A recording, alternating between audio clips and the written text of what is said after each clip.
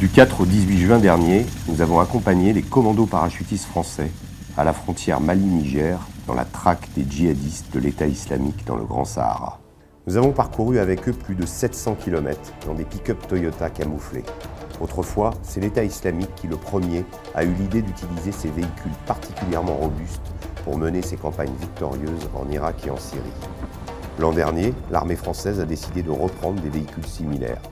But de cette tactique, augmenter la mobilité dans un environnement où elle est l'élément décisif pour l'emporter. Après plusieurs jours passés dans un désert impitoyable, par des températures avoisinant les 50 degrés, juchés à l'arrière des pick-up qui n'empruntent jamais les pistes pour ne pas avoir à se retrouver victimes de bombes artisanales, nous arrivons en vue d'un village. À ce moment, nous sommes dans la zone d'activité des djihadistes, leur sanctuaire. Nous voici à Zermadare, un village tenu par des membres de l'ethnie Zerma. Ici, comme dans beaucoup d'endroits, les gens sont hostiles aux Peuls, ces nomades dont les troupeaux broutent les terres cultivées et qui provoquent les haines des sédentaires depuis des millénaires. Ces dernières années, les radicaux islamistes sont parvenus à radicaliser les Peuls, autrefois pacifistes, et à les attirer dans leur djihad en leur promettant de reconquérir leurs terres. À Zermadare, un groupe armé terroriste est passé il y a quelques jours pour se ravitailler au marché. Depuis, le marché est interdit. Le chef du village décrit aux soldats ce qui s'est passé avec les djihadistes. Il n'a bien sûr rien à voir avec ces groupes. L'ambiance n'est pas franchement amicale.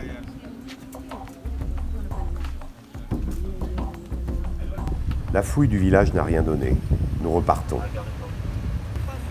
Les partenaires nigériens qui nous accompagnent ont repéré des traces fraîches de motos. On les distingue très bien. Ça fait combien de traces? Ça fait 3 motos là, c'est ça? Ouais, 3. Comme il a plu la veille au soir, elles ont forcément été faites aujourd'hui. Ici, circuler en moto est interdit. Quand on pense qu'il y a quelques années encore, les touristes aimaient venir ici faire des safaris en moto. Aujourd'hui, il n'y a plus que les djihadistes qui les utilisent dans leur guerre. Soudain, un Nigérien a repéré de la fumée au loin. Ce sont les motos. On accélère.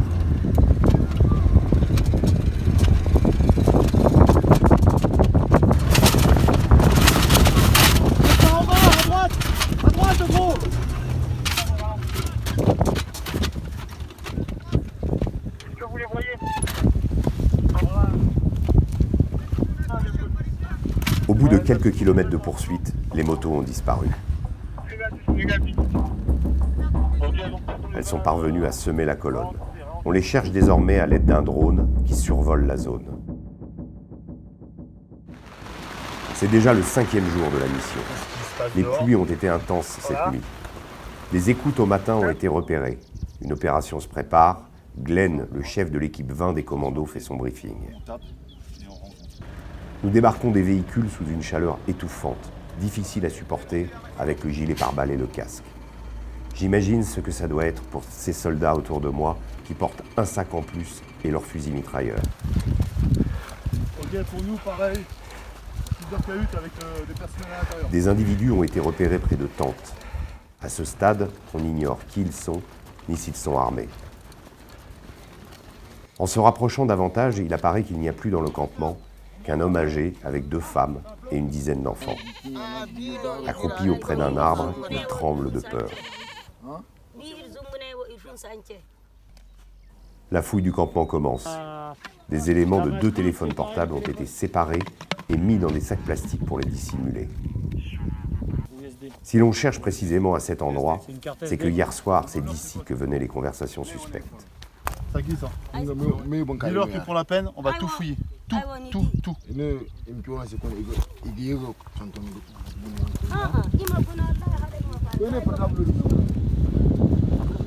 Une roquette a été repérée dans un buisson. Elle doit servir, c'est certain, à la confection d'un IED, une mine artisanale. Momo, l'artificier des commandos, se dirige vers l'endroit pour procéder à sa neutralisation. On commence à toucher un peu la munition.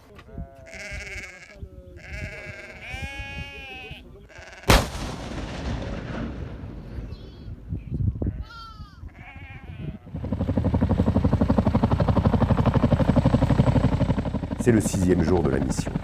À l'aube, les pick-up se sont disposés en un grand cercle pour recevoir le ravitaillement par un sling, c'est-à-dire un panier attaché à un hélicoptère Chinook.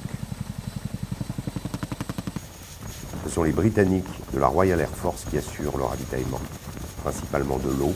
Chaque homme en boit 9 litres par jour, de l'essence et des rations. Pendant toute l'opération, un hélicoptère d'attaque Tigre surveille la zone. Les fortes pluies de la veille ont brusquement gonflé le cours des oueds et les ont transformés en sable mouvant. Résultat, à la moindre hésitation, à la plus petite perte de vitesse, c'est l'enlisement. Ce jour-là, nous allons passer des heures à désensabler les véhicules.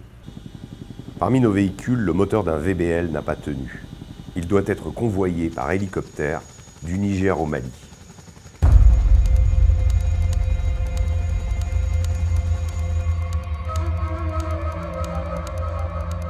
La chevauchée infernale repart sur les terres infinies d'un désert impitoyable. Nous arrivons bientôt en vue de Tongo Tongo. À cet endroit, en octobre 2017, 4 membres des forces spéciales américaines qui revenaient d'une patrouille de routine ont été pris dans une embuscade et abattus par une centaine de djihadistes.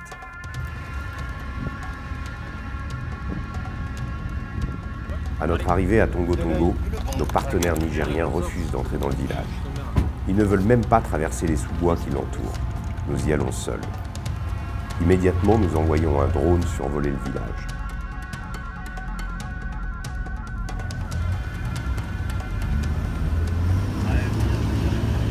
Dans d'autres endroits, il y a toujours des enfants pour nous souhaiter bonne arrivée. Pas ici. Le chef du village est méfiant. Nous évoquons l'embuscade des Américains. Il prétend que ce sont des éléments extérieurs qui n'ont fait ça que pour salir la réputation de Tongo Tongo.